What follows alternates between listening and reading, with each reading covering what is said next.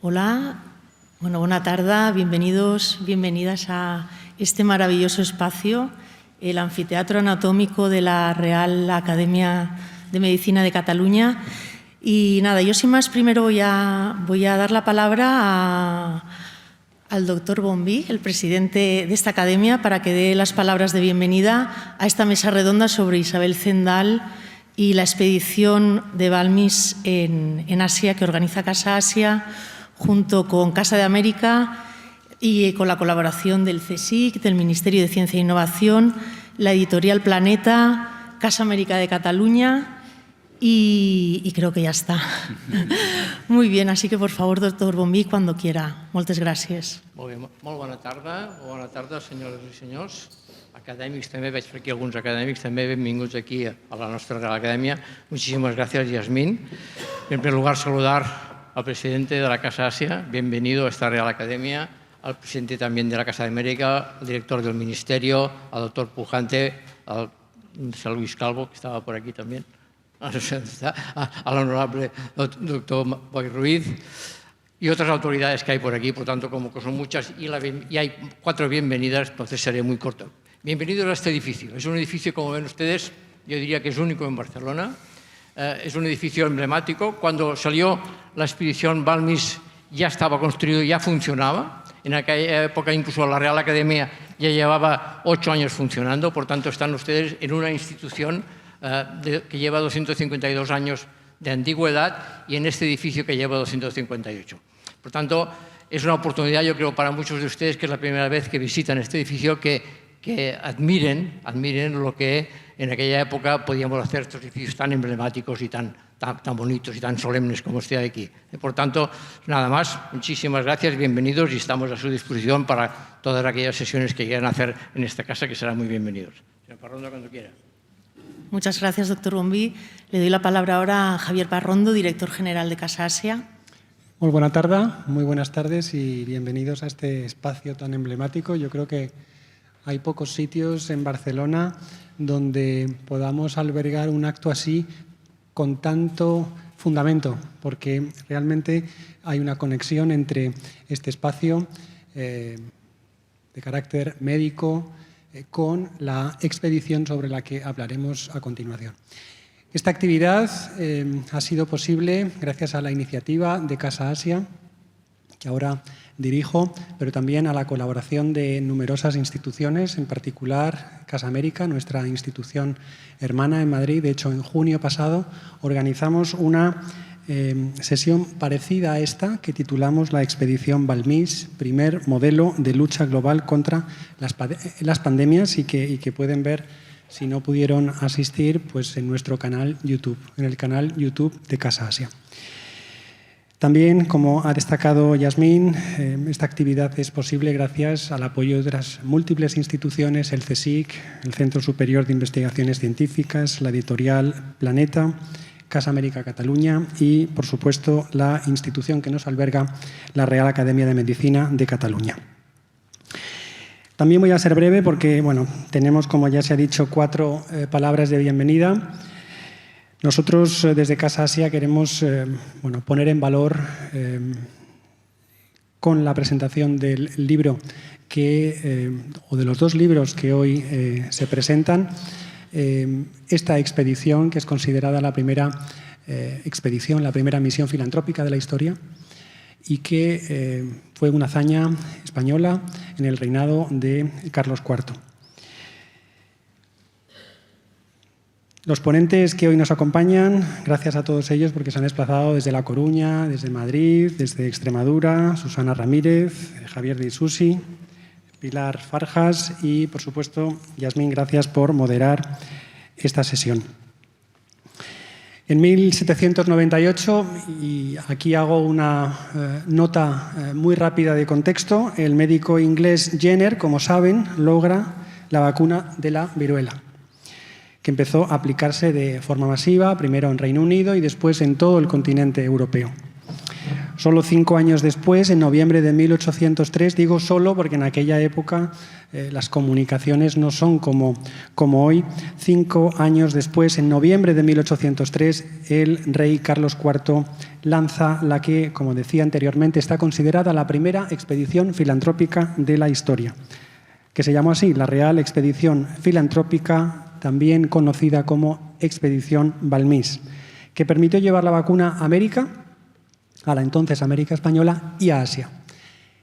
Como señalé, en esa sesión en Madrid nos centramos en la vacunación en la América Española y por su vinculación con Asia ahora nos centramos en ese segundo paso, ese segundo salto que dio la expedición a Asia y que si ya la expedición como tal es poco conocida, la parte asiática lo es aún menos. Y es que la única mujer que formó parte de esa misión se desplazó con una serie de niños mexicanos, pero eso Pilar nos explicará mejor, a los que se inoculó el virus y desde México, desde el virreinato de Nueva España, se llegó hasta Filipinas, Macao y Cantón.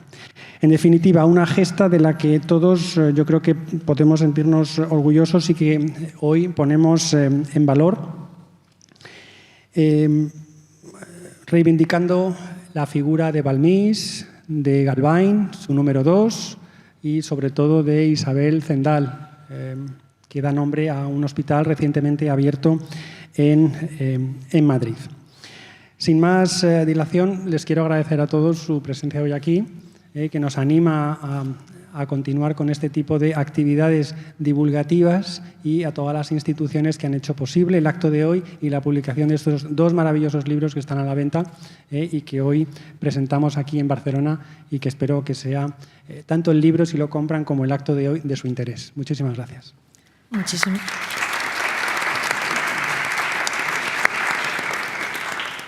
Muchísimas gracias, director general. Ahora doy la palabra a Sergio Esteve, que es director de Atención al Ciudadano, Transparencia y Publicaciones del Ministerio de Ciencia e Innovación.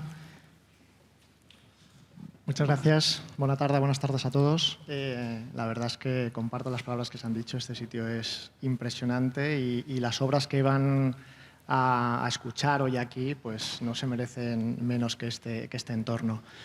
Simplemente darles unas palabras y una información acerca de la actividad editora o publicadora que se hace en la Administración General del Estado, porque creo que es muy interesante y, por otro lado, muy desconocida, ¿no?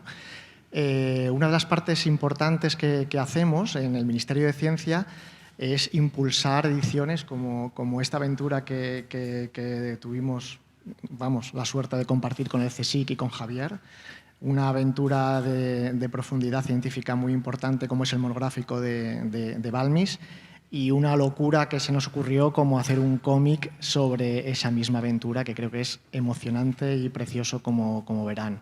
Aparte de todo esto, como curiosidad, sí que me gustaría que se quedasen con la idea de buscar en cualquier navegador, en Google, en cualquiera, el catálogo de publicaciones del Estado, porque es una librería impresionante de muchísimas temáticas, no solo de ciencia, de literatura, de ingeniería, donde pueden consultar una maravillosa biblioteca que está accesible para todo el mundo y cualquier persona puede consultar de manera gratuita. Algunas sí que es cierto que tienen un coste muy reducido, pero la mayoría son publicaciones gratuitas, digitales, que se pueden descargar. Y con esto, de verdad, pues espero que les guste este acto, esta experiencia. En Madrid fue un éxito, aquí lo será más. Este sitio es maravilloso y, de verdad, pues muchas gracias por venir. Gracias a todos.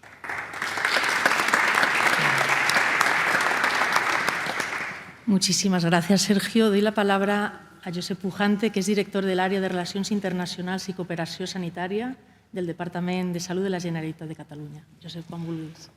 Moltes gràcies, Yasmín. Estimat president d'aquesta casa, professor Bombí, querido director general Javier Parrondo, honorable conseller, estimat amic, mi querido amigo Sergio del Ministerio, importante que también esté la Administración. Como somos, como decían mis predecesores en el uso de la palabra, somos tantos que hay que abreviar mucho. Pero me permitirán que recuerde que hace 15 años yo estaba aquí ingresando en esta cátedra, en el sentido etimológico de silla, ingresando como académico correspondiente con la emoción, con el doctor Brogi de presidente, y por tanto los recuerdos fluyen en estos momentos y llegan hasta el corazón.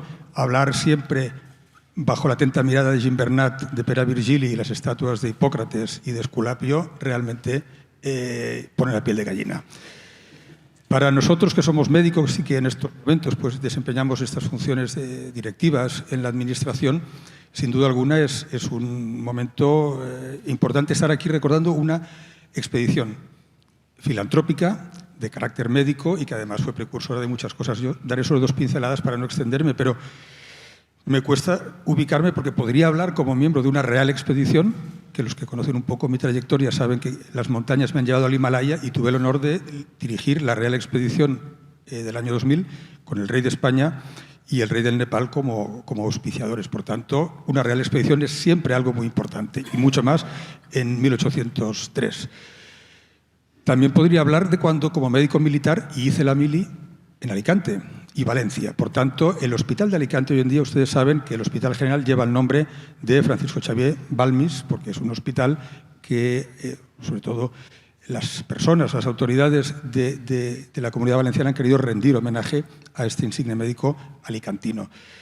Nosotros, desde la Consellería de Salud, gestionamos la cooperación sanitaria y utilizamos palabras que son propias del siglo XXI, muy propias, las vemos cada día.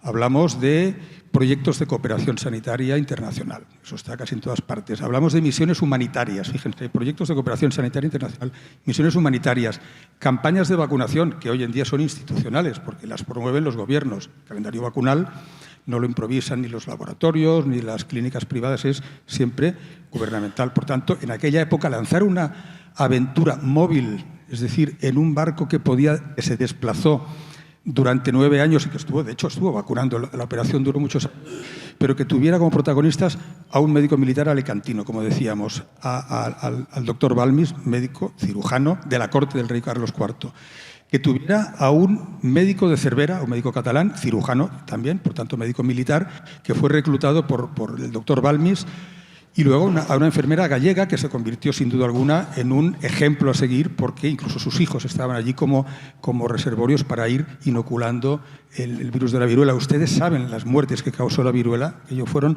si no pandemias, fueron epidemias sumadas que mataron a muchas personas, muchas víctimas por la viruela. Por tanto, la labor, recién descubierta la vacuna por Edward Jenner, la labor de este equipo que tenía 50 personas a bordo, pero que 22 eran los niños como reservorio. Por tanto, era una mínima tripulación y volcados en que esas vacunas se pudieran ir renovando, fabricando los anticuerpos adecuados para inocularlos en América, en Asia, en todo ese periplo que luego los grandes eruditos que están en la mesa contarán. Pero ese viaje desde Nueva España, México, Macao, que toca tantos rincones de Asia y de América, fue auténticamente una bendición porque salvó muchas vidas, o dicho de otra manera, evitó muchas muertes. Nosotros podemos estar agradecidos y lo hemos manifestado, pues como se ha dicho, poniendo un nombre en Madrid, un nombre que además está constantemente en los telediarios y en las noticias, no por cosas siempre, en fin, como deberían ser, pero se habla del Hospital Isabel Zendal. Está de actualidad. En Cataluña, la sede de la Secretaría de Salud Pública está en el edificio que tiene la Consellería, es la subsede de la Consellería de Salud en la calle Roc Boronat, y es el edificio Josep Salvany, doctor Salvany. Por tanto, tenemos al doctor Salvany inmortalizado en ese edificio, a Isabel Zendal en el Hospital de Madrid y el Hospital de Alicante, como decía el doctor Balmis. Hace unos años, el capitán general de Cataluña me propuso dar una conferencia sobre la expedición filantrópica, la Real Expedición, y le dije, hombre, yo no podría hablar de esto, mejor que lo haga el doctor Escartín, que es un catedrático de Historia Económica y Contemporánea, y hizo una gran conferencia. Pero en cualquier caso, hay que hacer constar que el Ministerio de Defensa, año 2020, cuando la pandemia, la gran operación militar de vacunación, dando apoyo al Ministerio y a las consejerías y a toda la sociedad civil, se llamó Operación Balmis del Ministerio de Defensa, que seguro que Pilar lo recuerda y nuestros invitados también. Por tanto, hoy van a hablar los que saben de una real expedición filantrópica de la vacuna que hizo historia, que incluso la Organización Mundial de la Salud ha considerado y sigue considerando como un ejemplo de lo que es solidaridad, lo que es saber vacunar y, por tanto, precursora de lo que hoy conocemos como salud pública. Muchas gracias.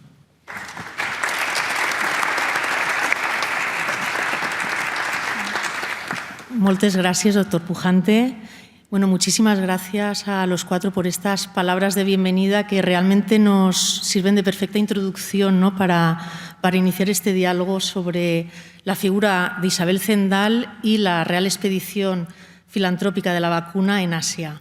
Yo antes, si me permitís, Susana, Pilar y Javier, me gustaría presentaros muy brevemente para que el público, bueno, conozca brevemente quiénes sois.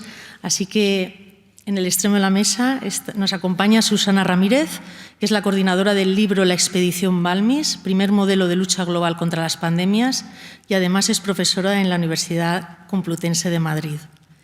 A su lado contamos con Pilar Farjas, que es médico especialista en medicina preventiva y socióloga y presidenta de la Asociación Isabel Zendal de A Coruña.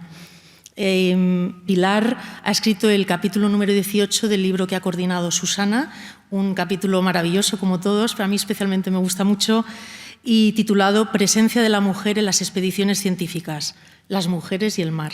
Título magnífico. Es también, además, exdirectora general de Salud Pública y consellera de la Xunta de Galicia, exdirectora ejecutiva de la Agencia Española de Seguridad Alimentaria y es secretaria general del Ministerio de Sanidad, entre otros muchos cargos que ha realizado. Y finalmente nos acompaña Javier Di Susi, que al igual que Susana nos acompañó en junio en Casa de América, que es Premio Nacional de Cómic 2020, casi nada, y autor de la novela gráfica El mar recordará nuestros nombres.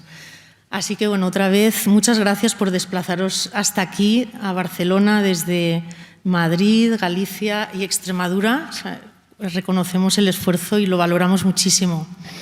Y nada, sin más dilación, vamos a iniciar este diálogo con una primera pregunta que me gustaría realizar a Susana. No sin antes, me gustaría compartir con el público una frase que dejó escrita Jenner cuando supo de esta titánica expedición. Y decía así: no puedo imaginar que en los anales de la historia se proporcione un ejemplo de filantropía más noble y amplio que este. Con esta frase creo que el que descubrió la vacuna de la viruela diga esto sobre esta gesta, pues lo dice todo, ¿no?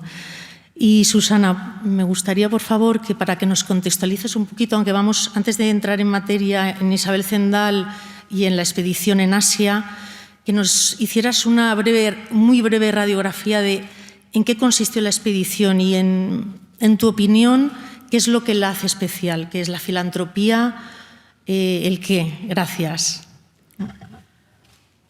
Reducir la expedición a 2 o 3 titulares pues es pequeño, pero para mí lo más interesante es que establece los calendarios de vacunación y lo que hace es propagar por un lado y perpetuar por otro.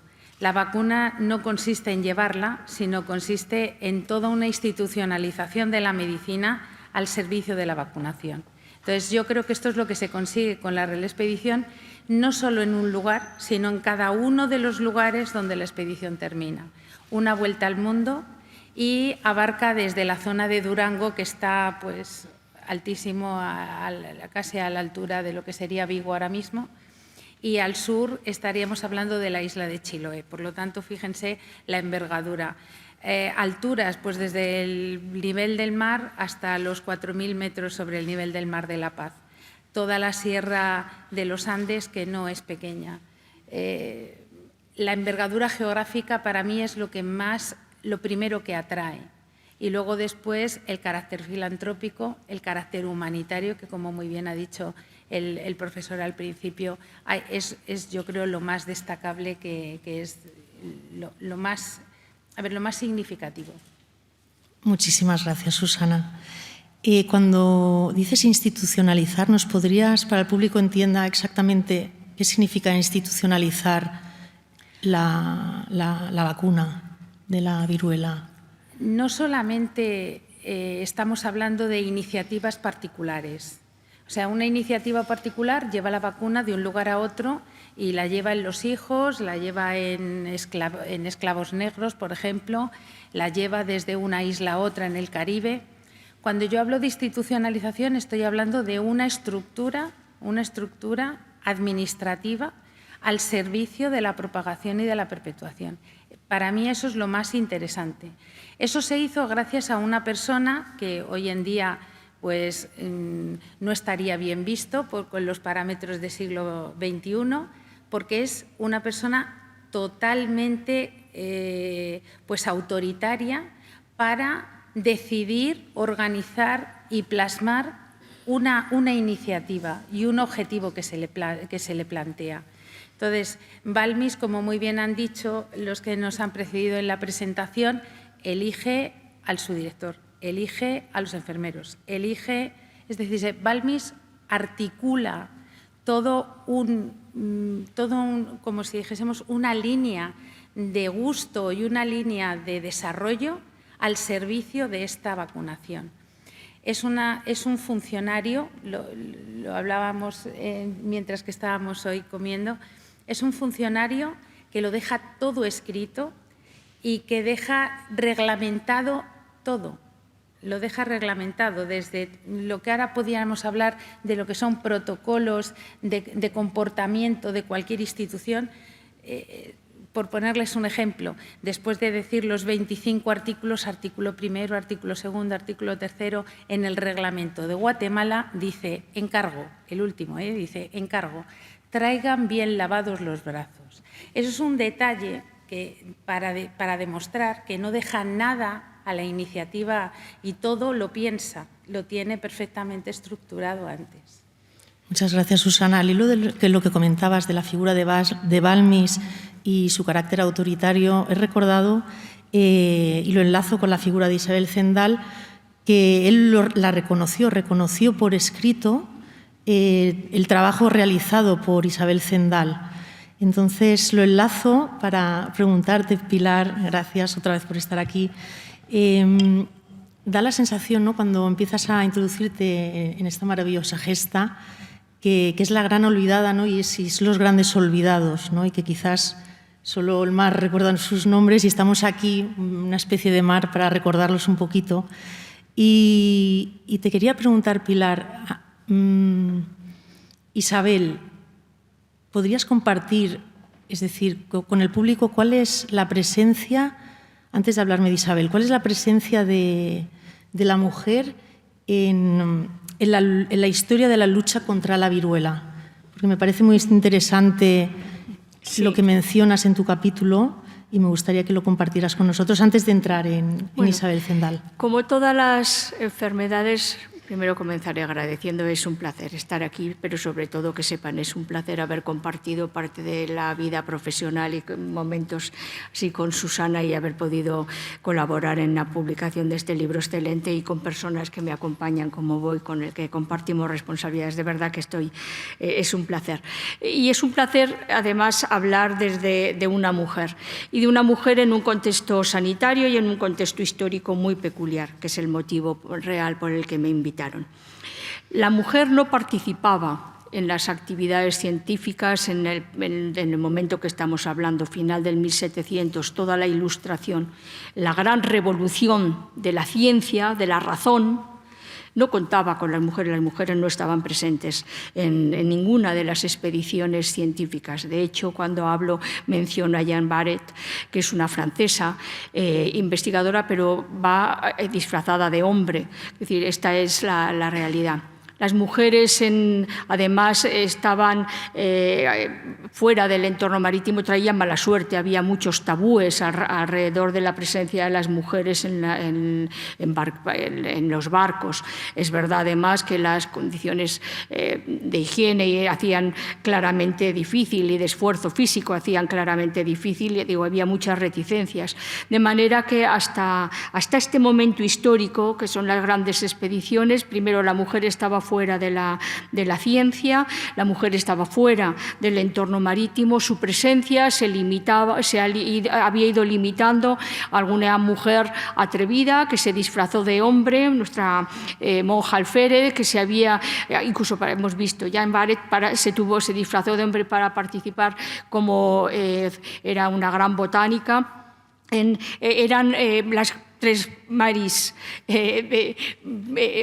piratas irlandesas famosas, podemos que alguna de las canciones irlandesas actuales, pero todas ellas iban disfrazadas de hombres y iban en unas condiciones no como mujeres. Quiero decir, lo más reseñable de la presencia de Isabel Zendal y que rompe esta historia de presencia de las mujeres en el mar es que aparece embarcada como miembro del equipo sanitario, con nombre y apellidos, con rol, lo veremos, aparece como enfermera y, por tanto, con entidad y rol propio. Para mí es quizá el elemento definitorio y que rompe completamente con la historia de la presencia de las mujeres en el mar y en las embarcaciones y en la ciencia, en ese entorno con su presencia en la Real Expedición Filantrópica de la Vacuna.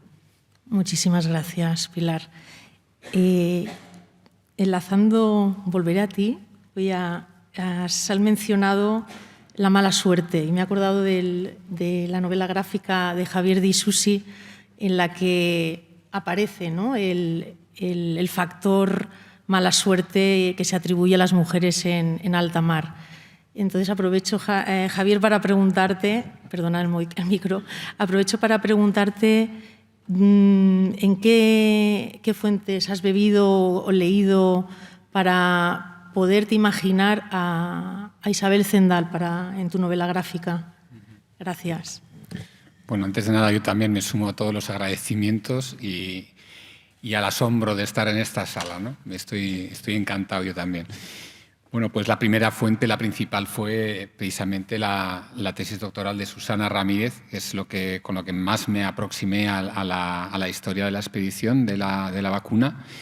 Y luego la verdad es que fui como bebiendo un poco de todo lo que podía, ¿no? Hay una novela también ahora los nervios me ponen aquí. Gracias. Javier Moro. A flor de piel se llama. Y que relata la historia de la expedición de la vacuna. También me ayudó mucho, ¿no? Porque ahí Javier Moro hace una labor periodística también, vamos a decir, él es periodista y hace una labor realmente muy buena de documentación. Entonces me sirvió también de documentación. Así como también el trabajo de Antonio López Mariño, que también de la Asociación Isabel Zendal, que le escuchaba unas charlas que había hecho, estaban colgadas en YouTube. De todo lo que pude me fui empapando, ¿no? También estuve pues, leyendo cosas de cómo era la vida en el mar, en los barcos. La verdad es que cualquier aproximación que hacemos a cómo era la vida en el barco, a mí se me quedó pequeña, porque es que leí una serie de cosas que me dejaron bastante alucinado, ¿no? Como decían que en aquella época ir en barco era comparable a ir a la cárcel, o sea, porque eran tan malas las condiciones, igual era un poquito antes, ¿no? Estoy hablando, ya estamos en el siglo casi XIX, ¿no? En 1803. Pero vamos, se venía de una tradición de que las condiciones en alta mar eran tremendas. Una promiscuidad en el sentido de falta de intimidad, brutales, una dureza, la comida, todo, era muy fuerte, ¿no? Entonces, ahí, un poco enlazando con las palabras de Pilar, ¿no? Estaba también todo esto del malfario que dan las mujeres en alta mar. Claro, ¿por qué da malfario? Bueno, pues si sumamos todas esas cosas, ¿no? De la promiscuidad, de la dureza, la brutalidad, pues claro, pues si metes a una mujer además, pues probablemente era una fuente de conflictos que daba malfario, claro. Entonces, bueno, pues ahí un poco. Muchísimas gracias, Javier. Me gustaría preguntaros a los tres, ¿no? ¿Por qué pensáis que en un contexto, ¿no?, en el que era imposible casi, ¿no?, que una mujer pudiera acceder a una gesta semejante, ¿qué es lo que hizo que eso pudiera suceder? En vuestra opinión, ¿qué es lo que hizo posible, algo imposible que se hiciera posible? La necesidad, como siempre ocurre, la necesidad.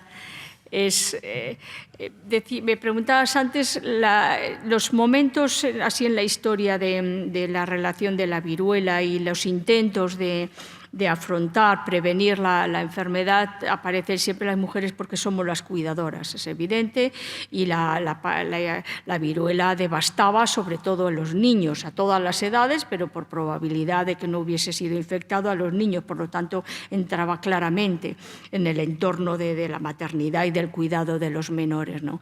Y por eso es verdad que en la historia de la viruela, una de las mujeres referentes, Lady Mortimer, es la mujer del embajador de Inglaterra en Constantinopla. Había ya observado la medida preventiva previa de la variolización, que era viruela, que era el inflar o inocular polvo de pústulas de enfermo de verdad, enfermo humano. Con lo cual inoculabas el virus de la viruela y unas veces era la carga vírica tan pequeña que era una viruela leve y otras veces mataba, como cuando se infectaban de la viruela. Pero estaba la mujer ahí.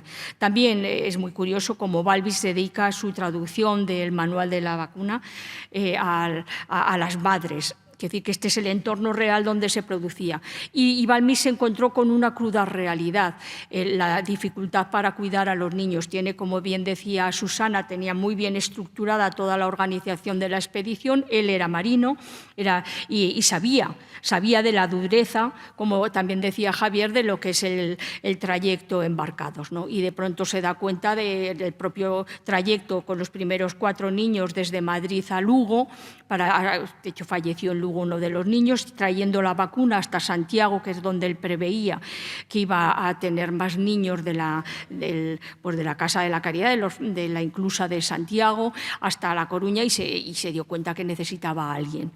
Y encontró en La Coruña, después veremos todos los personajes que aparecen vinculados a La Coruña, incluyendo el capitán del barco, Pedro el Hierro, estaban vinculados a las instituciones, entre ellas el Hospital de la Caridad, donde trabajaba Isabel Zendal, que era además la rectora del hospicio. O sea, necesitaba a los niños, pero es que vas hilando, cuando vas profundizando en todos los personajes que están relacionados con Pois Robanes, o sea, todas las instituciones. En La Coruña era un patronato que era laico, vinculado a la cofradía Nuestra Señora de los Dolores, donde estaban los ricos, los potentados de la ciudad en aquel momento, y estaban vinculados al Hospital de la Caridad y la conocían. Ahí es un entorno claramente que identifica, pues, ante la necesidad de cuidar a los niños, identificar quién era la persona idónea que podía acompañarles, porque de hecho estaba cuidando ya a los niños en el orfanato, del cual salieron 12 de los 21 niños que finalmente embarcados en la expedición. Por tanto, yo creo que es esa coincidencia y la necesidad, y rompió, como veíamos, pues un poco los hitos y los tabúes preexistentes, hizo posible, pues, la presencia de esta enfermera en la expedición. Yo creo que también lo que busca Balmis en Isabel Zendal es una figura materna. Es decir, los roles del siglo XXI no son los mismos que finales del siglo XVIII, principios del XIX, y entonces no es que no estuviera bien visto, sino que los hombres no se iban a encargar del cuidado de los niños. Los niños estaban en otra... Además, es que los niños durante los viajes marítimos estaban divididos en 3 bloques. No están todos los niños juntos. Están los que no han pasado la viruela, la vacuna, los que están sufriendo la vacuna y los ya que la han sufrido, y por lo tanto esos no pueden juntarse con los otros para evitar las vacunaciones, por decirlo de alguna manera, sin control. Porque Balmis lo que necesita es que estén vacunados de 2 en 2 niños de 9 en 9 días. Esa es la campaña. Porque si yo vacuno sin seguir este orden, se me rompe la cadena humanitaria. Entonces, claro, necesita una persona de orden. Balmis no iba a estar cuidando a los niños, tú niño no te muevas aquí, tú fulanito vete al otro sitio.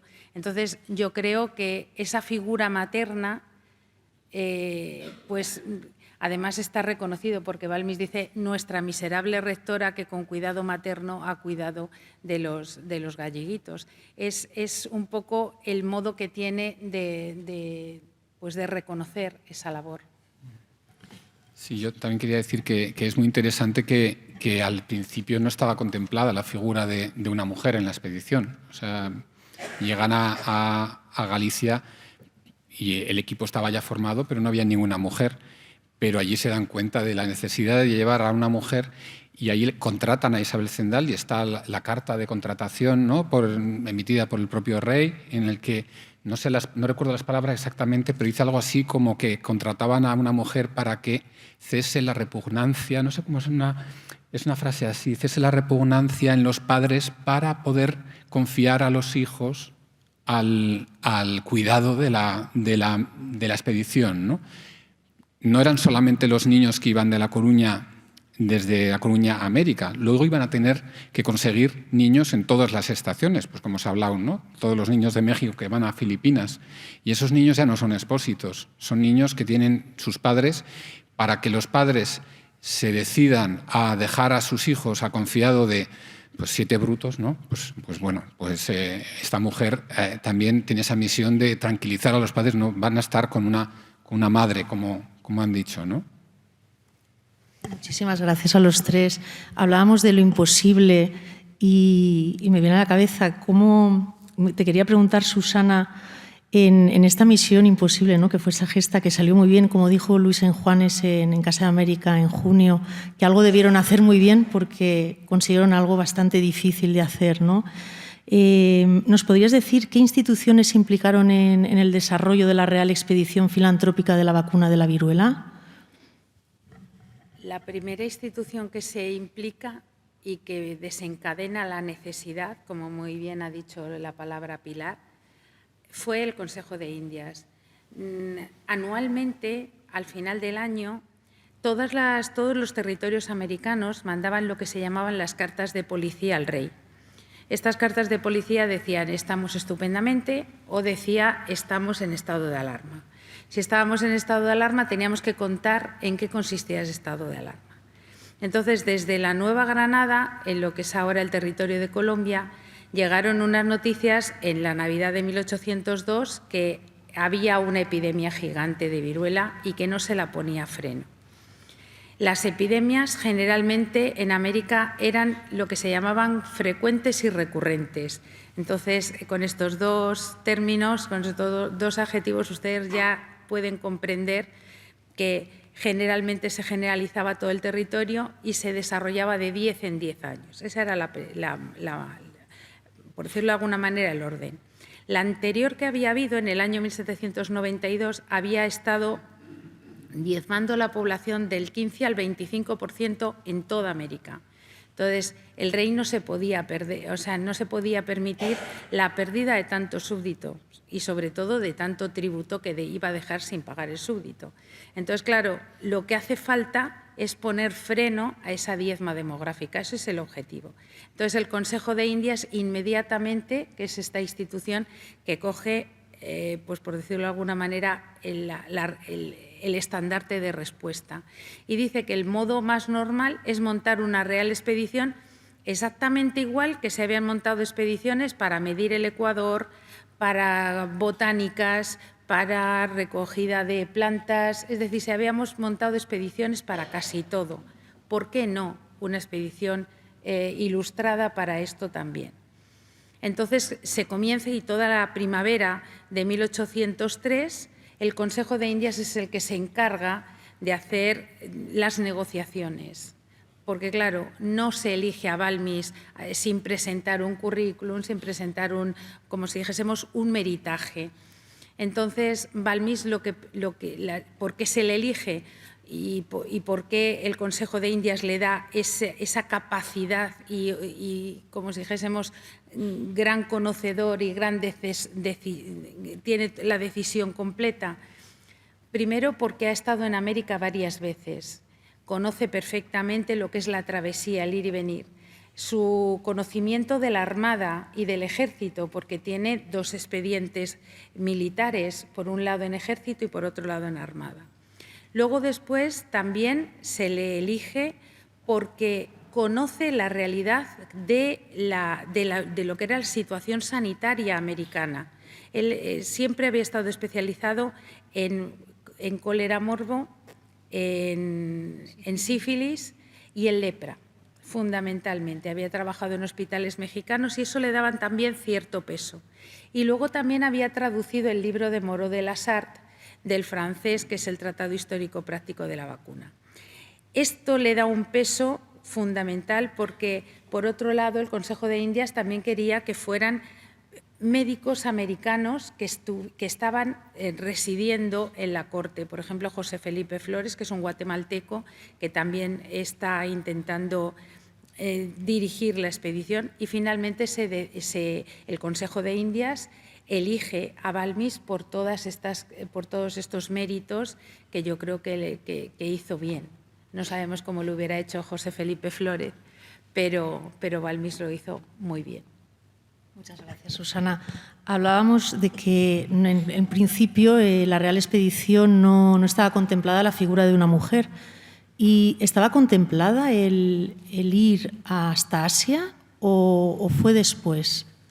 ¿Qué es lo que motivó a llevar la Real Expedición Filantrópica de la Vacuna a Asia? No. El planteamiento de Asia estaba pensado desde el principio. En lo que se llaman los derroteros, en la ruta, estaba pensado desde el principio.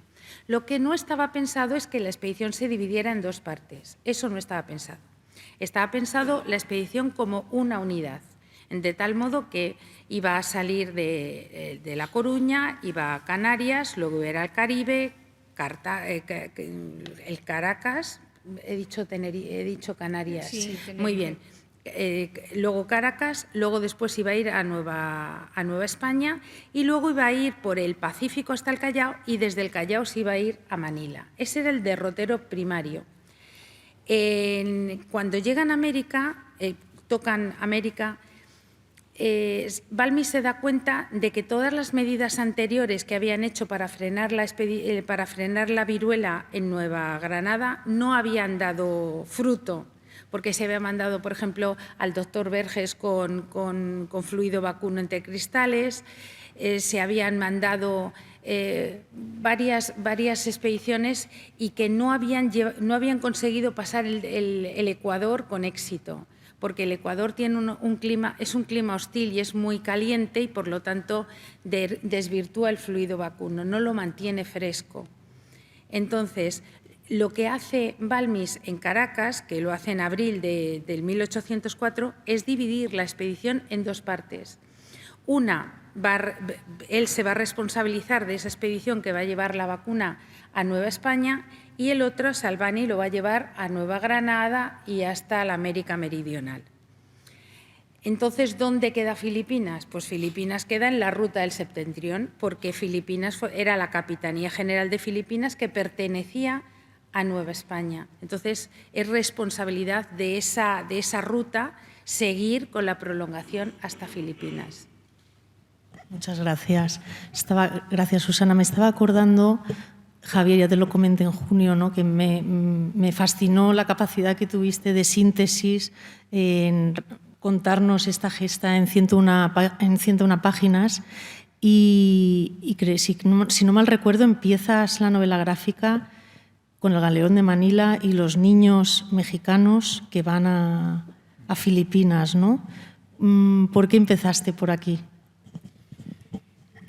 Sí, porque precisamente, el título de la novela gráfica es el más recordar a nuestros nombres, porque esta historia es de una manera un poco inexplicable, vamos a decir, aunque tiene sus razones, pero bueno, un poco olvidada, ¿no? Son nombres que se están recuperando ahora, pero como que la mayor parte de la población no tenía ni idea de quién era Isabel Zendal hace 20 años, vamos a decir, ¿no?, en España.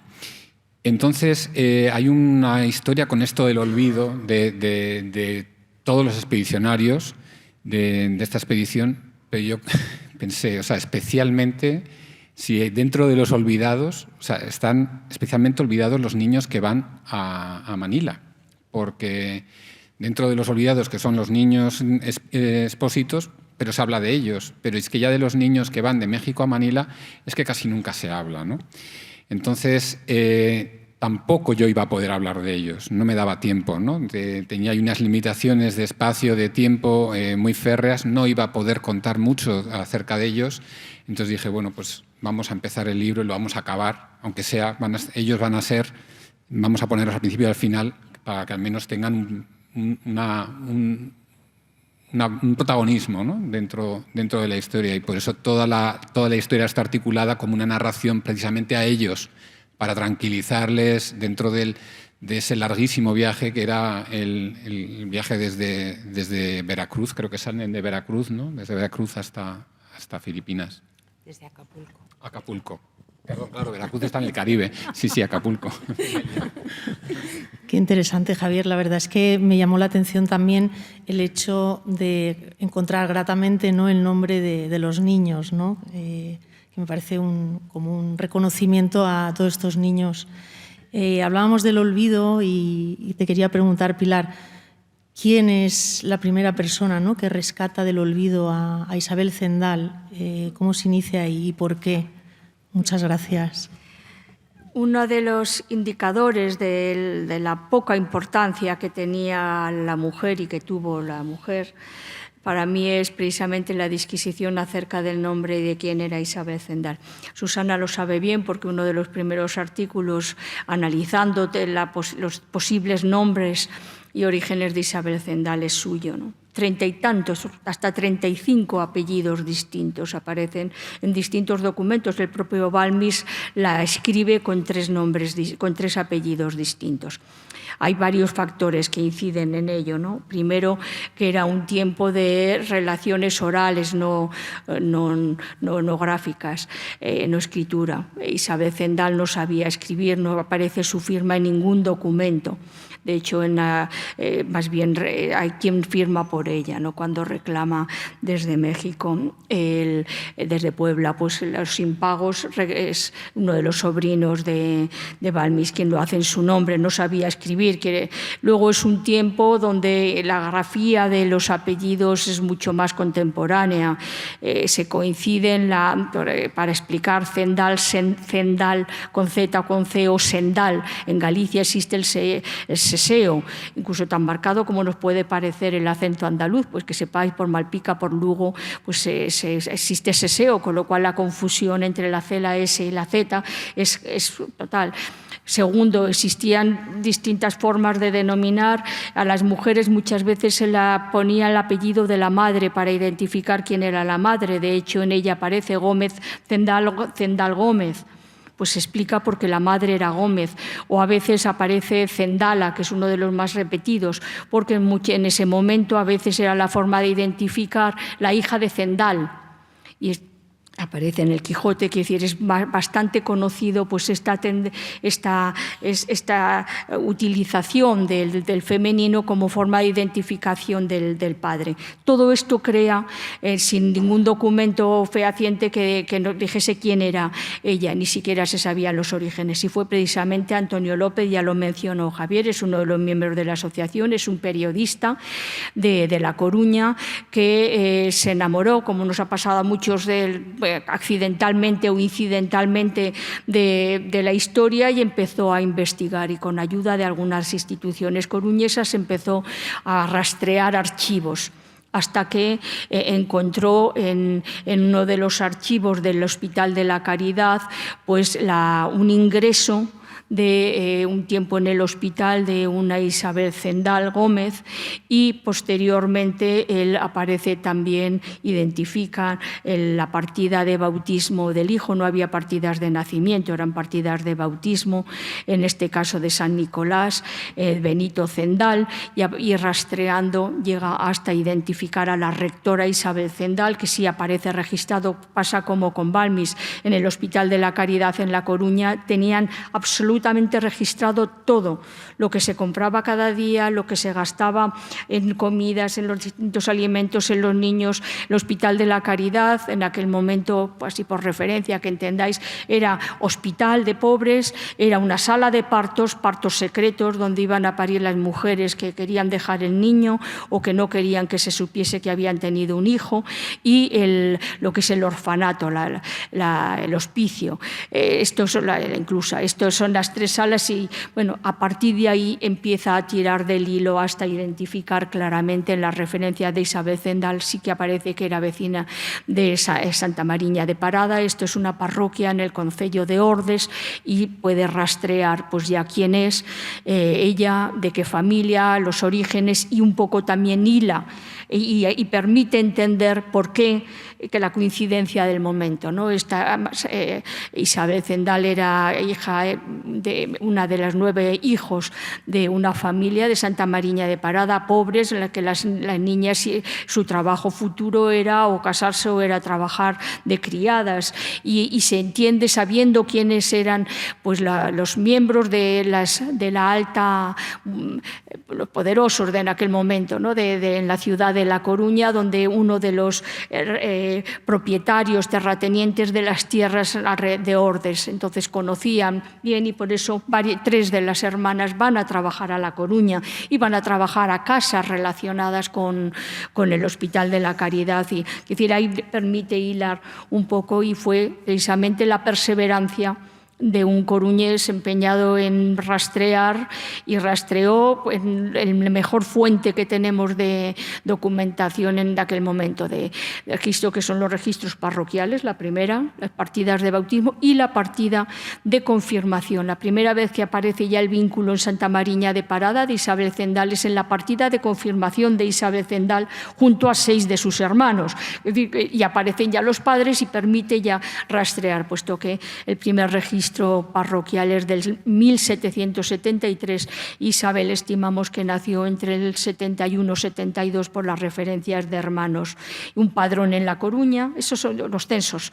Los censos y los registros parroquiales son las 2 fuentes documentales estratégicas, y luego pues esta manía de documentar detalle a detalle en el funcionamiento de la Casa de la Caridad, los niños que entraban, cuándo entraban, lo que se les daba, dónde se compraba. Esto permite pues establecer esta relación. Pero hasta fue en el 2013. En el 2013 fue cuando hace la primera publicación Antonio, publicando pues lo que había descubierto acerca de la identificación. Y que sepáis, el apellido Zendal, pero con C, existe en La Coruña, en la parroquia de Santa Mariña de Parada, y sigue existiendo alguna Isabel Zendal. Muchas gracias, Pilar. Mencionas que hasta el 2013, me ha sorprendido, ¿esto es en España? Me preguntaba si en México es más conocida o más que aquí o no, porque y si nos pudieras decir dónde acabó sus días, sí, ¿no? Isabel Zendal y su hijo también, sí, porque tenía un hijo. Isabel Zendal aparece, os decía, es uno de los cables, de los puntos del hilo que nos permitió pues establecer su biografía. Tiene un hijo como madre soltera, que nació en el Hospital de la Caridad y que estaba en el hospicio, y que embarcó con ella. Tenía 6-7 años en el momento de salida de la Real Expedición, y se quedó con ella.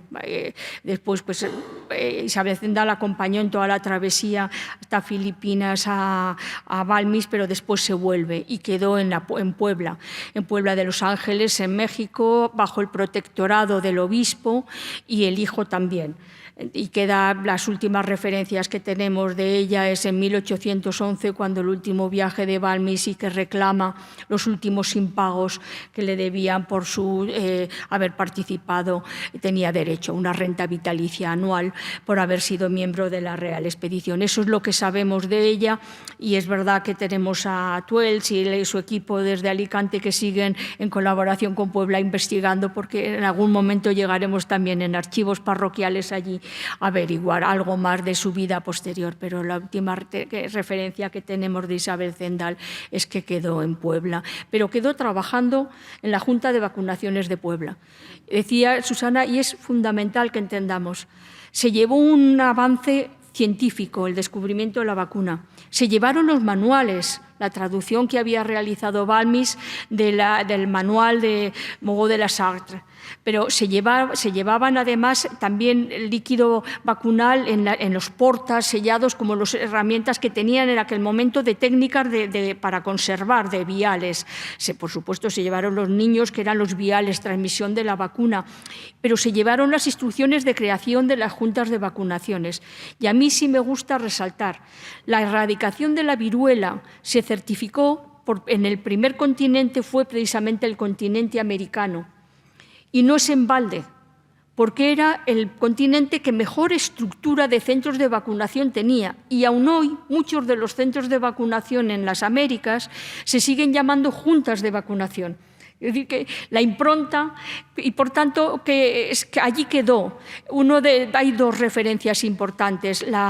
Es verdad que como Sandala y Gómez, con los apellidos que en aquel momento se referenciaban a Isabel, pero una de las escuelas de enfermería en México tiene su nombre desde mitad del siglo XX, y una de las grandes medalla de oro de mérito, el equivalente a mérito sanitario del Gobierno de México, es precisamente el de la enfermera Isabel, ya digo, Sandala y Gómez, que es la denominación que tienen allí. Que sepamos, la desmemoria en España tiene su explicación. La expedición sale en el 1803 y la Guerra de la Independencia devastó todas las estructuras científicas y de conocimiento de aquel momento. O sea, que sepamos que hay motivos, y por eso también me parece interesante cuando rastreas y lees, pues que hay explicaciones de la coyuntura claramente histórica con la devastación cultural y política que supuso la Guerra de la Independencia y el gobierno después de Fernando VII. Entonces, tiene su explicación. En México se conserva con, dos importantes y la más significada, que una de las medallas de mayor referencia nacionales del Gobierno Federal de México es precisamente el de Isabel Zendal.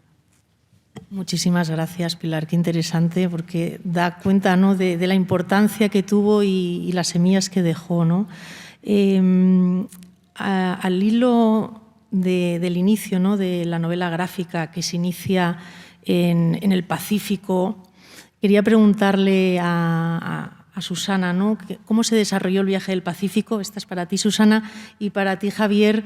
Bueno, ¿cómo lo creaste, ¿no? Porque ya te lo dije en junio, ¿no?, pero me parece que uno de los logros de esta novela gráfica, aparte de que consigues reunir esta gesta con documentación, datos históricos, etcétera, emociona, ¿no? Y emociona la primera vez que lo lees y todas las veces que quieras.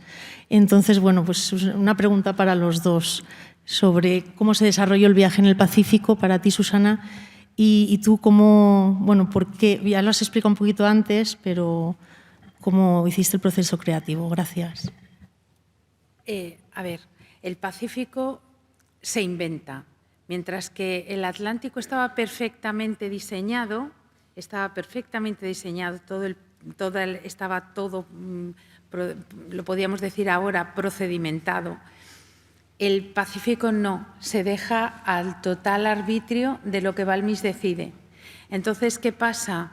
Pues que en febrero de 1805 tiene que fletar un barco y ya no tiene todo el soporte institucional de la Corona ni del Consejo de Indias. Entonces, en lugar de fletar un barco, que sería un barco que prima más la velocidad que la comodidad, lo que hacen en el Pacífico es utilizar una vía común de transporte, que era el galeón de Manila.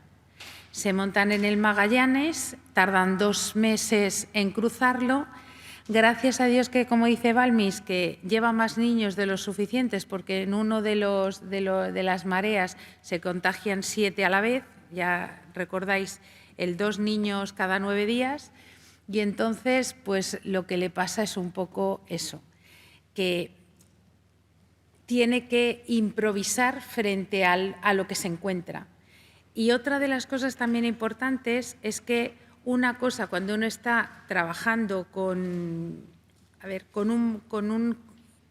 un medio de transporte que sería un medio de transporte, vamos a considerarlo público, no privado, sino público, te tienes que adaptar tú al medio de transporte, no el medio de transporte se adapta a ti, que es lo que había pasado en el Atlántico. En el Atlántico nos coge el barco y le dice al que estaba gobernando el barco: oye, que quiero llegar a Caracas, que en Caracas me voy a estar, en lugar de 4 días, me voy a estar 8.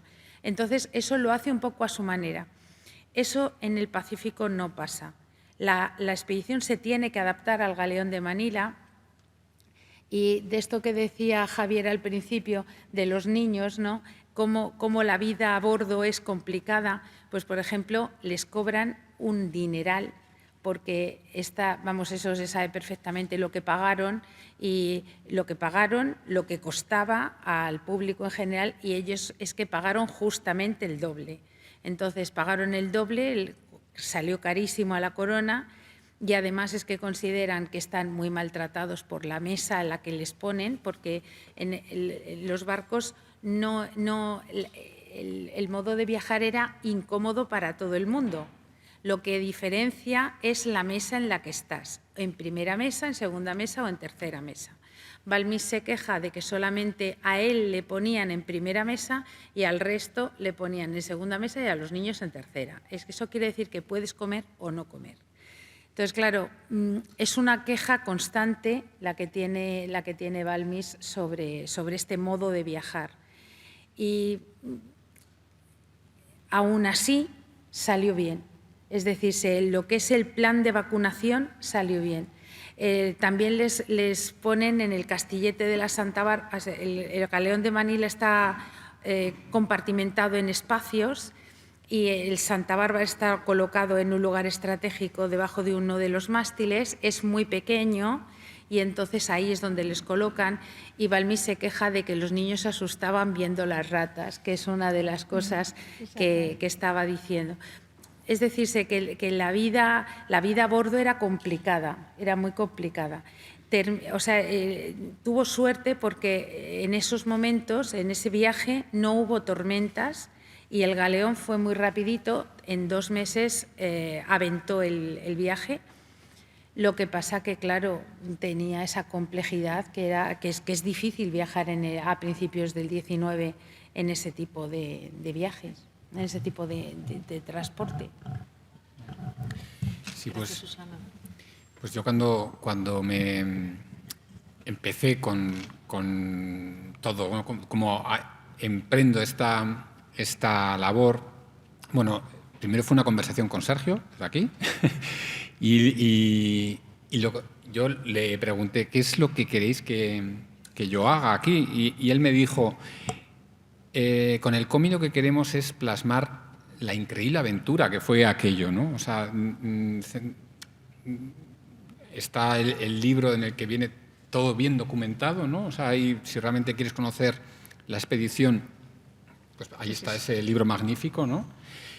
El cómic te introduce en esta historia desde un punto más emocional, vamos a decir, ¿no? Pues eso, a intentar experimentar un poco esa aventura tremenda, ¿no? Entonces, ahí es donde me vino lo del Pacífico, ¿no? Me vino también un poco lo que decía antes, pero también el Pacífico como ese mar peligrosísimo, enorme, ¿no? Y hay una cosita con la que yo empecé, lo que me vino de primeras, y luego al final lo mantuve, lo puse al principio por ponerlo, pero luego al final lo he mantenido, es una cosa que no lo suelo comentar, pero aquí os lo cuento. La frase con la que empieza, soy el océano Pacífico, el mayor de todos, me llaman así desde hace mucho, aunque no siempre hago honor a mi nombre. Esta frase en realidad no es mía, es de uno de los cómics más famosos de aventuras que hay, que es de Corto Maltés, el primer cómic de Corto Maltés, la balada del mar salado. Empieza con esta frase.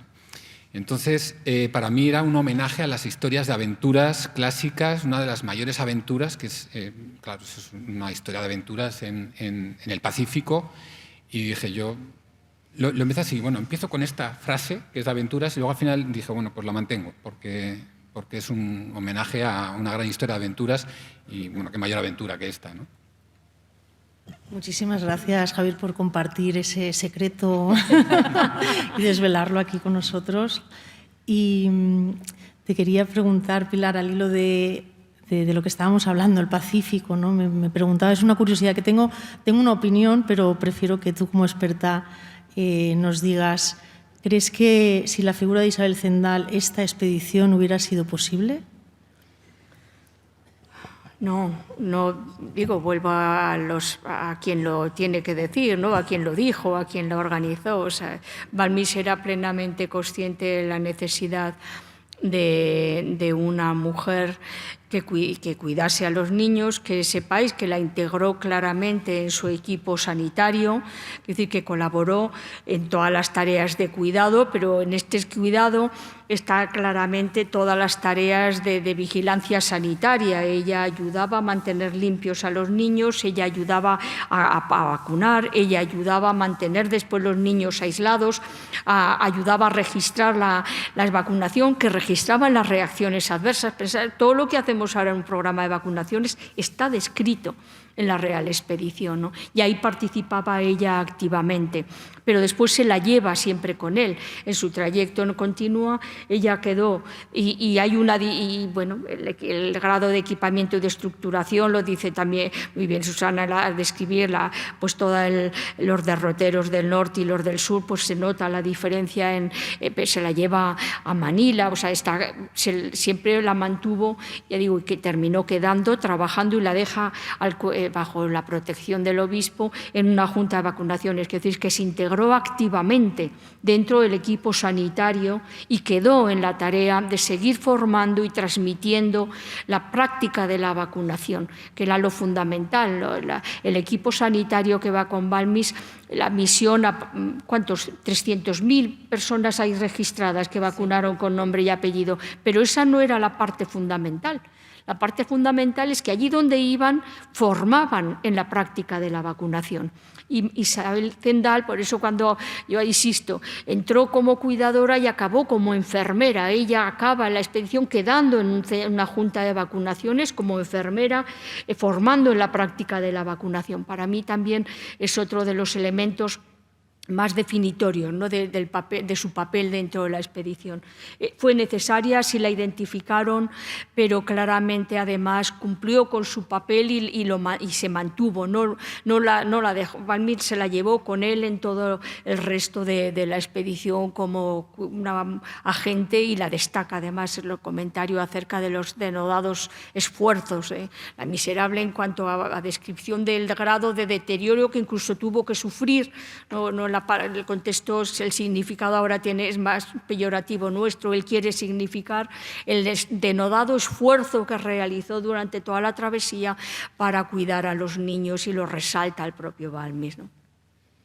Otra de las cosas que a mí me gustaría también decir es que la figura de Isabel Zendal, como si dijésemos, articula toda la expedición desde el punto de vista de lo que es la cadena sanitaria y la cadena humanitaria, porque ella es la única, junto con Balmis, pero es que ella es la única que hace la vuelta completa, porque Balmis luego después, cuando llegan a Manila, Cantón y Macao, se monta en un navío portugués, el Bom Jesús Bom Alem, y directamente se vuelve a Lisboa.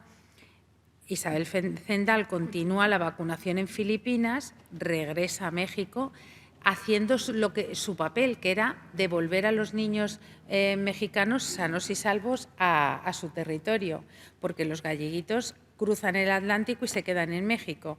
Los mexicanos no, van a Filipinas y vuelven otra vez a lo que sería la Nueva España. Y una pregunta, de Filipinas, Macao, Cantón, ¿cómo se transporta la vacuna? A ver, la vacuna a Manila había llegado desde Cantón y Macao. Ajá. Antes de la expedición había llegado. Pero igual que había llegado, como no había campaña de perpetuación, se había eliminado. Es decir, si nosotros no mantenemos ese protocolo de mantener fresco el fluido, la vacuna desaparece. En el primer proceso de maduración, si yo no vacuno al siguiente, he roto la cadena sanitaria. Entonces, lo bueno la bondad de la expedición Balmis es que se mantiene la cadena sanitaria. Entonces, lo que hace, por decirlo así, es que había venido de Cantón y Macao, había venido a Manila, pero se había perdido. Es decir, se habíamos vacunado a 4 o 5 y se había perdido. Lo que hace después es decir, si aquí en Manila se ha perdido, ¿qué no habrá pasado en Cantón y Macao? Entonces lo que hace es generar una junta de vacunación en Manila y luego después lleva a él la vacuna a Cantón y a Macao y ya institucionaliza allí. Muchísimas gracias por la puntualización. Muy bien, pues yo seguiría aquí, pero el tiempo apremia y tenemos mucho público que estoy segura que tiene ganas de preguntaros, así que muchísimas gracias a los tres. Un placer teneros de vuelta, Susana y Javier. Muchas y a ti, gracias. Pilar, de nuevo, gracias por venir desde tan lejos, además, y tan relámpago. Pues nada, no sé si alguien quiere hacer una pregunta. Por aquí tenemos una. Yo estaba pensando en otras mujeres que posiblemente también intervinieron en esta historia tan interesante. En el paso desde Cuba hasta México no se utilizaron niños, según creo haber leído, no fueron niños portadores, sino que fueron esclavas negras. ¿Es así? A ver, es que los niños, si tú, utilícenme los conceptos con precisión, si tú gastas los niños, por decirlo de alguna manera, porque haces escalas de más, pues se te agotan. Es decir, el tiempo son de 9 en 9 días. Entonces el niño se te agota. Entonces en La Habana no encuentran, ya los galleguitos ya están inmunizados, por lo tanto no los podemos revacunar porque ese fluido ya no vale. Y entonces lo que se utiliza son dos niñas que son esclavas de María Bustamante y un tamborcito del Regimiento de La Habana. Esos son los 3 niños que van a llevar la vacuna hasta Veracruz. Vamos, hasta Yucatán, mejor, porque hacen escala en Yucatán, en el puerto de Sisa. Muy bien, gracias. Sí. No sé si tenemos otra pregunta. Gracias. Buenas tardes. Joaquín Gironella y miembro de esta Real Academia. En primer lugar, felicitar a los 3 ponentes, y a Casa Asia y a Casa América, porque ha sido realmente muy interesante esta presentación sobre esta gesta que a mí me pareció siempre como fascinante, casi increíble a nivel sanitario, a nivel logístico, porque estamos hablando de 1803. Está cerca y está lejos, pero eran otros tiempos realmente muy complicados. No habían jeringas, no habían viales, ¿no? Hay que tener mucha imaginación para esto. Yo lo que quisiera mencionar y preguntar incluso al mismo tiempo a la mesa son reflexiones que se me han ocurrido ahora mientras los escuchaba a ustedes. Una es que esta operación Balmis se empezó a ser conocida, perdón, el nombre de Balmis y su equipo, Salvany y a Isabel Zendal, a partir del momento que se puso en marcha con la fase de la epidemia del COVID, la operación Balmis. A mí me dio la impresión que casi nadie conocía a este personaje y a su equipo, Salvany y Zendal. Incluso a nivel médico, hice mi pequeña encuesta y casi nadie conocía a ese personaje, ¿no? Me dio la impresión de que estaba realmente muy ignorado dentro de la historia de la medicina, dentro de la historia de este país, y siempre no lo he entendido, y aún creo que esto perdura en muchas personas, en muchas mentes, esta gesta que es realmente para estudiarla, para analizarla a fondo, porque es un mérito para organizarla, de logística. Es algo que cuesta entenderlo hoy en día, cuando si quieres puedes comprar vacunas y en pocas horas las tienes en tu casa, ¿no? También me da la impresión que si fuese un personaje que hubiese nacido en otro país, se habrían hecho un montón de películas, porque es un personaje, y su equipo, con Zendal, que es un personaje clave, y el catalán también, para hacer films, películas, y nos hubiésemos enterado de todos los pormenores. Pero aquí yo sigo pensando que hay una gran ignorancia sobre esta gesta tan significativa. Muchas gracias y felicidades. Muchas gracias. Yo solamente contestarte a esto. El problema que pasó en la expedición, que ya lo intuyó de alguna manera Pilar al principio, es que se desarrolla en un momento muy convulso para la historia mundial. Primero es que es desde el año 1803 al 1806 que vuelve de la ruta Balmis. Salvani continúa, Salvani, como lo dirían ustedes, continúa hasta el día 21 de julio de 1810, fallece en Cochabamba. Es decir, son personajes que dejan la vida en la expedición. Salvani no deja hijos, Balmis tampoco, no tenemos los cuentos del abuelo que me han estado martilleando y los nietos como que tienen asumida ese rol. Por otro lado, no tenemos que olvidar la entrada de los franceses de 1808. Gobierno intruso, que es como el palacio determina ese gobierno. Luego después, imagínense, Grito de Dolores, 16 de septiembre de 1810. El cura Hidalgo independiza Nueva España. Es decir, estamos en un momento en el que, por decirlo de alguna manera, los cimientos de la estructura del Estado se están deshaciendo. Y si yo no eso estamos hablando de macrohistoria. Si yo me voy a la microhistoria de mi familia, ya no va a quedar esa herencia personal.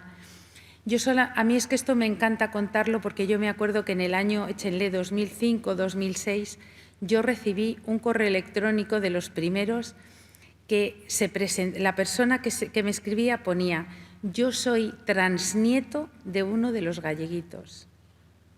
Es decir, en su familia tenían la memoria de que su abuelo o su transabuelo había participado en la expedición. Y esto se había heredado, pero en su familia, no había llegado a más.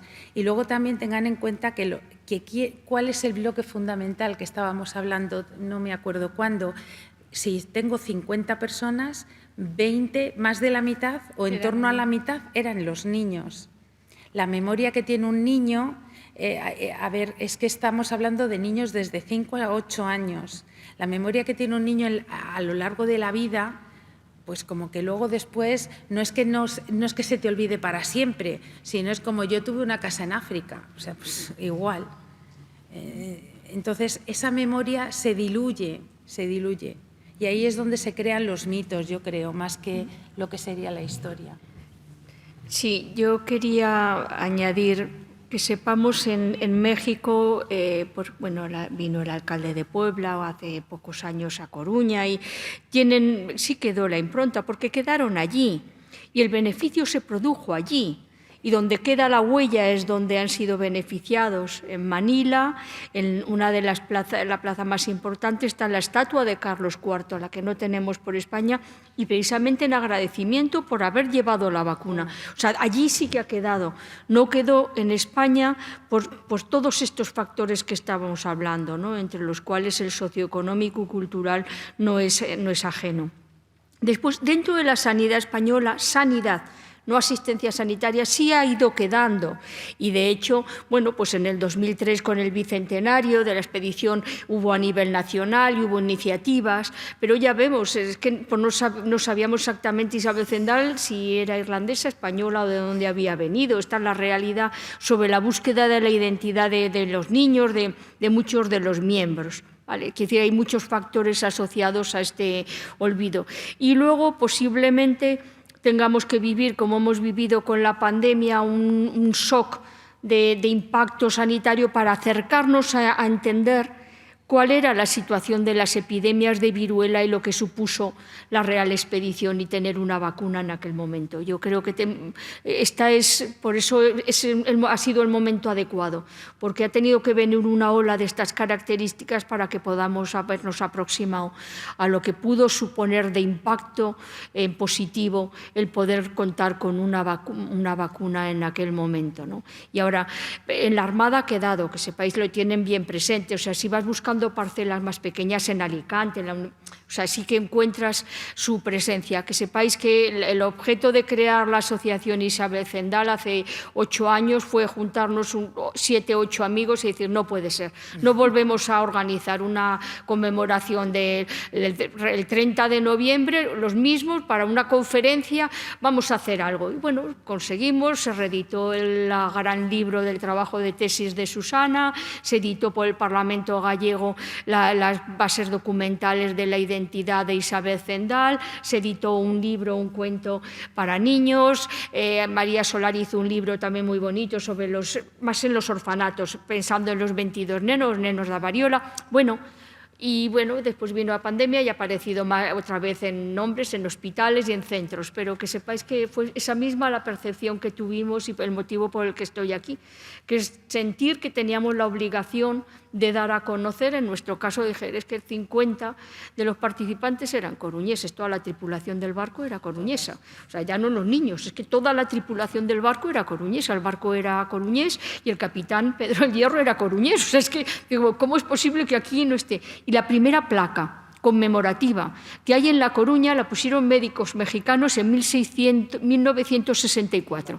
La primera placa conmemorativa fueron médicos mexicanos que vinieron a Galicia a un congreso internacional y nos colocaron en la plaza para recordarnos que de allí, de ese puerto, había salido la Real Expedición. Sí, yo una cosa muy breve, pero también al hilo de todo esto. Yo la primera vez que escuché hablar de esta expedición fue precisamente en México. O sea, fue hace 22 años. Y cuando la escuché dije, ¿pero cómo es posible? Pero si esta historia no se conoce en España, ¿cómo es posible? ¿No? Y en ese momento pensé, pues alguien debería hacer un cómic, por lo menos, de esta historia. No sospechaba que iba a ser yo. Muchas gracias. No sé si hay alguna otra preguntita. Sí. Jordi Pales, de la Academia. Para completar un poco lo que decía el doctor Gironella, en el año 2003... que debía ser el aniversario de los 200 años, supongo, en el Congreso de la Sociedad Española de Educación Médica que se hizo en el Carlos III, en la Escuela Nacional de Sanidad, por instancia del que era director, que era el doctor Antonio Campos, se dedicó una sesión específica a la expedición Balmes, e incluso creo que recordar que se dedicó un aula de la Escuela Nacional con el nombre de Balmes. Sí. En honor a la verdad tengo que decir que no recuerdo que se inventara a Isabel Zendal, lo cual creo que oído de aquí, está claro que fue un olvido imperdonable, pero bueno, que sí que había, en el 2003 ya había bueno, ya se conocía esta historia, se quiso conmemorar la historia. En esa jornada que usted dice participé yo y seguro que se habló de Isabel Zendal. Sí, pues no recuerdo, ¿eh? He querido mirar las actas, pero no estaba detallado. Yo entonces era presidente de la Sociedad Española y el doctor Campos insistió mucho en celebrar una sesión dedicada a la expedición Balmes. Gracias. Sí. Gracias, lo he disfrutado mucho, la información que habéis dado. Quería haceros dos preguntas. Una sobre la salud de los miembros de la expedición durante todo ese tiempo, porque no parece que hubiera mucha gente que se pudiera sustituir unos a los otros, las condiciones eran duras. Si hay alguna referencia. Y lo segundo es, eso duró muchos años. La financiación de toda esa trabajo, no solamente la primera, ¿cómo se mantenía? Porque España no estaba, supongo que en aquellos años para... Empiezo por la segunda, ¿vale?, que es la financiación. La financiación, el Estado la soluciona de la siguiente manera. Lo que son sueldos y fletamientos lo paga el erario público, es decir, se la corona con financiación que sería la corona. Y el resto, lo que sería la manutención de cada uno de los miembros y el mantenimiento de los niños, lo paga lo que se llama el ramo de propios en cada uno de los territorios por lo que pasa. El ramo de propios y arbitrios era un ramo que se pagaba en cada uno de los municipios. Por lo tanto, cada municipio se encarga del mantenimiento de la expedición por los lugares por donde va pasando. Y el erario se encarga del pago de lo que serían los sueldos y los fletamientos de barcos, de infraestructuras, por decirlo de alguna manera. Por eso nosotros sabemos el dinero que cobra cada uno y el fletamiento es que tenemos facturas, tenemos todo en el 1558A del Archivo General de Indias, que por cierto el Severiano, que es el subdirector general de archivos, lo ha presentado para el programa Memoria del Mundo de la UNESCO y también se ha digitalizado todo el fondo documental relacionado con la expedición para que lo puedan investigar para que puedan acceder a ese fondo documental más investigadores. Y por otro lado, lo que sería cómo la expedición dañó la salud de los miembros. A ver, Balmis cuando se monta en el barco tenía 50 años y además recién cumplidos, tenía 50 años, y el resto de los expedicionarios eran egresados recién salidos de San Carlos, es decir, eran personas de 22, 25 años como mucho, es decir, eran personas jóvenes.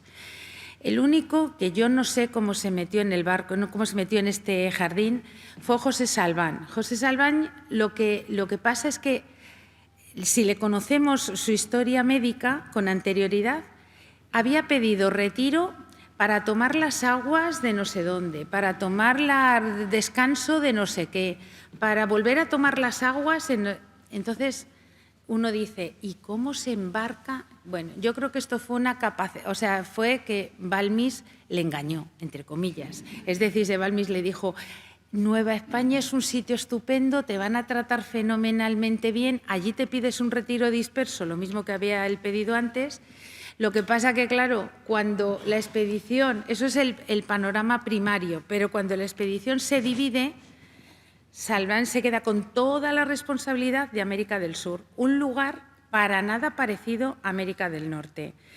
¿Por qué digo esto? Pues porque, por ejemplo, el poblamiento de América del Norte es muchísimo más denso en ciudades, poco en pueblos. En cambio, las poblaciones que hay por toda la cadena andina son muchísimo más pequeñas y el modo de acceder, o sea, quien haya estado en los Andes o quien haya visto el valle interandino con los ríos, se habrá dado cuenta que es imposible de andar. Entonces, ¿qué pasó? Si a esto le añadimos que pierde un ojo en el hundimiento por el río Magdalena, apoplejías que sufre 2,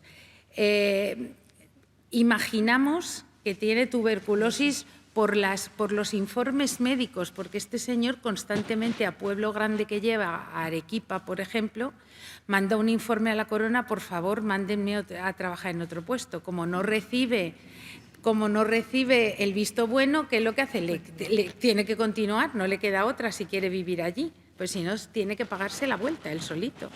Entonces, claro, estamos hablando de realidades muy complejas y que ahora vemos muy romántico ir a América, pero en aquel momento no debía de ser tan fácil, ¿eh?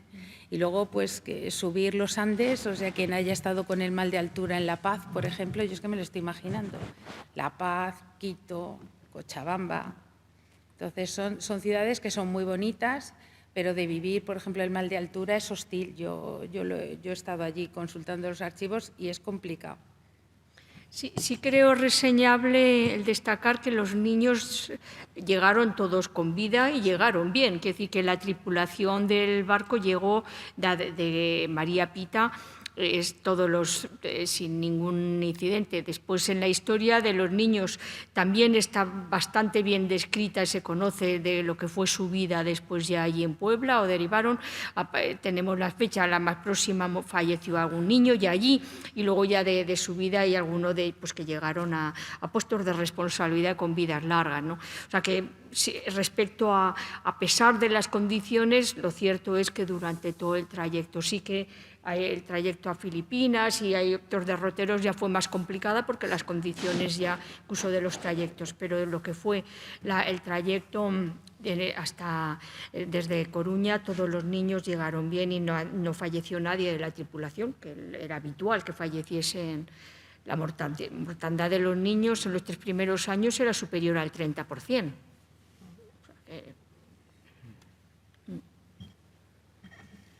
Bueno, muchísimas gracias. Yo lamentablemente tengo que finalizar. Son las 7:30. Solo, informaros, no sé si habréis visto, están los 2 ejemplares del libro por si los queréis adquirir y pueden ser firmados o ilustrados por Javier Di Susi. Os lo recomiendo, es una maravilla. Yo lo tengo aquí de cuando estuvimos en Casa de América y esto fue al momento, ¿no?, que me quedé sorprendidísima y maravillada. Entonces, cuando queráis, si queréis adquirirlos, pues seréis más que bienvenidos. Y nada, agradeceros a todas las personas que habéis venido hasta aquí hoy, tanto público, que la verdad es que da gusto cuando pues, la gente se toma la molestia, ¿no?, en venir a escuchar a gente interesante como Susana, Pilar y Javier. Y también agradeceros a los tres, la verdad, vuestra participación. Como siempre, un placer escucharos y además cada vez pues, descubrimos nuevos secretos, ¿no?, como el inicio. Soy fan de Corto Maltés, pero no me acordaba. Y por supuesto, doctor Bombí, moltes gràcies a vostè i als membres de l'Acadèmia de Medicina de Cataluña. Y Sergio, muchísimas gracias por venir hasta aquí también. El doctor Pujante, que ha tenido que salirse corriendo porque tenía otro compromiso.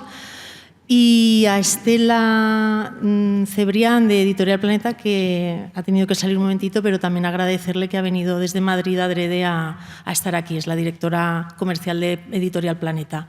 Creo que no me olvido a nadie. Y por supuesto, también al cónsul de Filipinas y al embajador de Malasia por haber venido también aquí hoy a escucharnos. Muchas gracias por su presencia. Y nada, gracias.